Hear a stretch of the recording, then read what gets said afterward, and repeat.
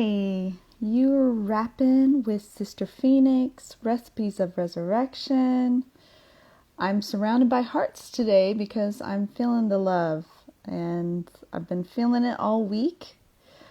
And so I wanted to talk to you about a big picture view item today.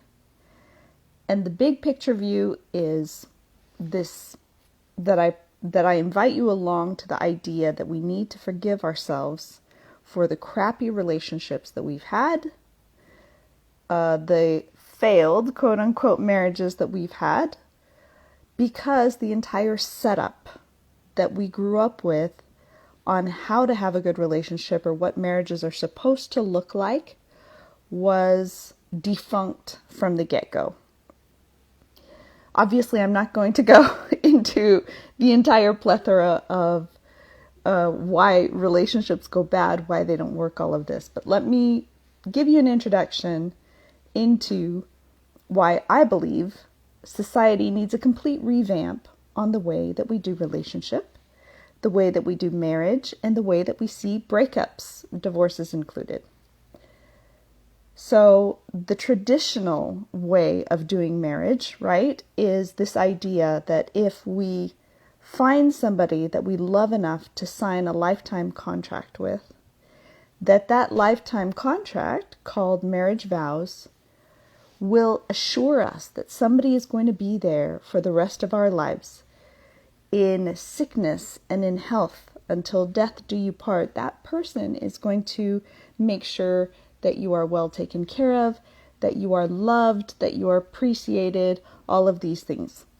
And then, when they say change their mind on something, like what they want to do for their career, or if they want to move to a different country, or a lifestyle setup, these things, it's scary. It's threatening, because that's not what we signed up for.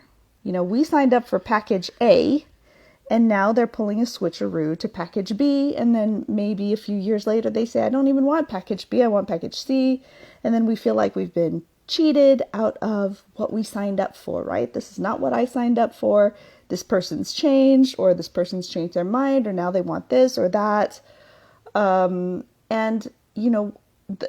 other person's desires, other person's wishes, the other person's evolutions become threatening to us, because then our stability is put into question.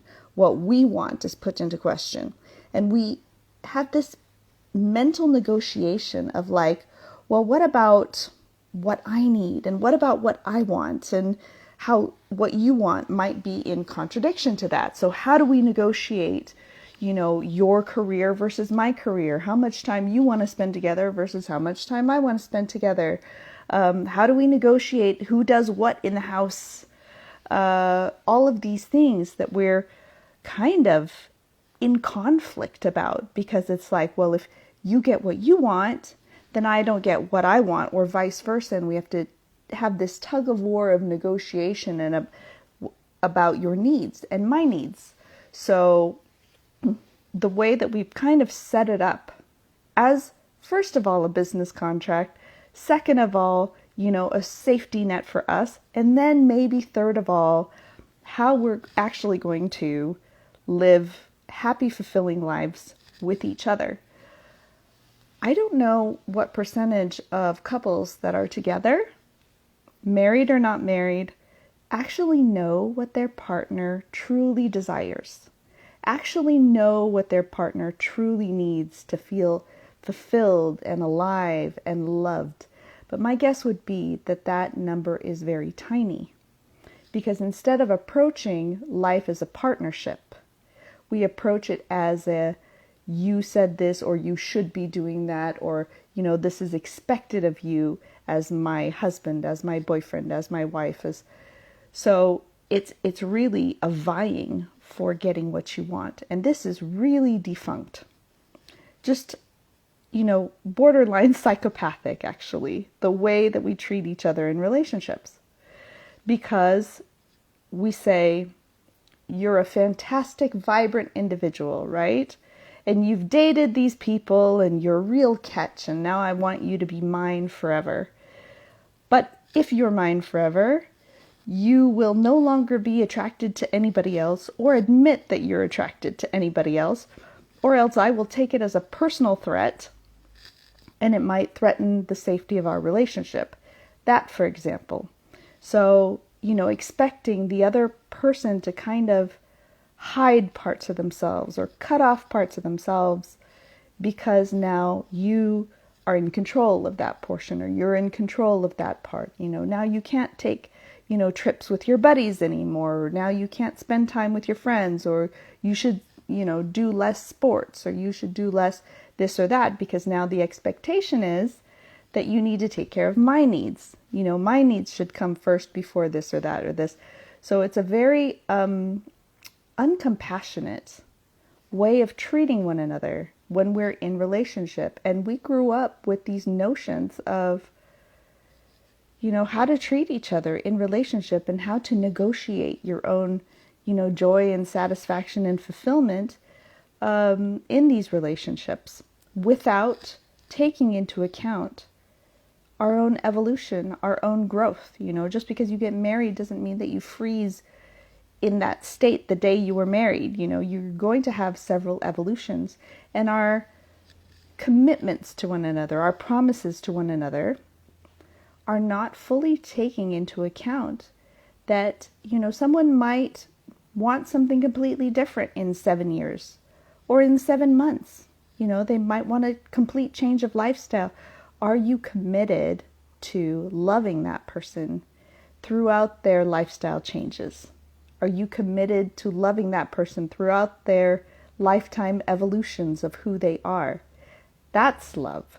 When you can see somebody, you understand their desires, you understand their needs, you ask them, you communicate with them about how they can feel fulfilled and alive and successful and loved. And you figure out how to do that. You don't figure out what they owe you, what's expected of them, what they should be doing. You figure out that. And you're partnered with them. You're committed to helping them with that. Because a marriage where only one person is fulfilled and the other person is not a partnership. It's not working. For both of them, it's not working, because that's not how a partnership or a marriage works. This is a business negotiation, a bartering, an owning, a transacting. This is not a partnership, and it's certainly not love. When you love someone, when you love something, you want it to blossom. You want it to fly. You want it to grow. You want to water it. You want to feed it. You want to observe its beauty and revel in the delight of what it's blossoming into, in its fullness. You don't want to cover it up and put it in the basement and say, you're mine, and you're not going to grow, you're not going to change, you're just going to stay that way. That is cruel. So if we think about what love really, really looks like, how many of us began our relationships with a clear understanding of what that commitment might look like on a long-term basis? Like what does commitment look like, knowing that first of all, you're not going to meet all of your spouse's needs? That's a physical impossibility, probably even emotional or mental impossibility. So you know that they have other needs and desires than you, and that's okay. Number 2, they're going to change their minds about lots of things in their lifetime. They're going to change careers. They're going to change friends. They might change opinions drastically on something. They might even change political parties. They might change religions. What will you do then?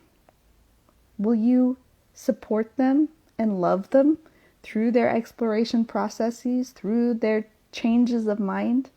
Because we need to plan for those things. Most of us have 7 careers in our lifetime. And I don't know how many moves you might make, but I make a lot of moves. I mean, physical moves. I've lived in many different places. And each place you go to is a completely different lifestyle. So knowing those things, knowing that your spouse or your partner might say, I really need you to plan some more fun times. I need you to take the lead, and I need you to plan some vacations or some weekends out or something like this. And then maybe a month later, asking your spouse again what they would really desire and really need in the relationship, and have them say something completely different, and have that be okay. They might say, oh, I need quiet time. I need time to myself. I need, you to give me space. And have that be okay. Change their mind and what they need in the moment without having it be a threat or a challenge to the agreement or the commitment that you have for one another. This is much more in line with reality, and it's in line with our own growth and evolution. And it's not how we were taught. It's not how we grew up. We were under the assumption that when you get married to somebody, or when you contractually agree, I'm your boyfriend, you're my girlfriend, or this and that there is a set expectation of how that person is going to be and what they're going to provide you in your life. Not treating that person as an individual with their own goals, dreams, and desires. Treating them as a source of satisfaction, a source of your needs, and somebody that you own, contractually own, that's obligated to provide you with this, that, and this, and that. And it's a really unloving way to be in relationship. Thanks for the shout out, JP. So I leave you to ponder that the entire setup is pretty cruel. It's pretty evil, if you ask me, the way that we have been trained to treat each other in relationship. And now going forwards, whether you're divorcing, whether you're breaking up, whether you're getting together with someone, understanding that it is okay that the other person has needs that might be unusual, that might be unexpected, that are certainly unique to them.